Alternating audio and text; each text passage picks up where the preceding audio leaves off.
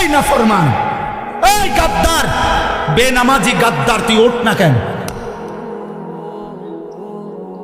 এমন মালিক অস্তিত্বের প্রতি সেকেন্ড, জীবনের প্রতি মুহূর্ত, হায়াতের প্রতিক্ষণ, নিঃশ্বাসের প্রতিটা উঠানামা, চোখের প্রতিটা পলক, হাতের প্রতিটা নড়াচড়া, হৃদয়ের হার্টের প্রতিটা স্পন্দন, যিনি 24 ঘন্টা নিয়ন্ত্রণ করছেন, দয়া করে দিচ্ছেন, তাকে একটা সেজদা দিল না?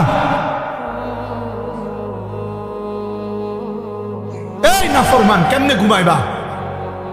তোর বাপ তোরে কিছু বলে না?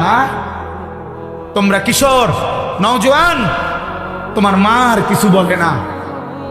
হাইওয়ানের মতো চুল, কোন মুশরিক, কোন বেঈমানের মতো চুল রাখছো, সারাদিনে এক ওয়াক্ত নামাজ পড়ো না, চেহারা সুরত দেখলে বোঝা যায় বন্য জন্তুর মতো, যার কারণে মা মুখ ফিরায় নিছে।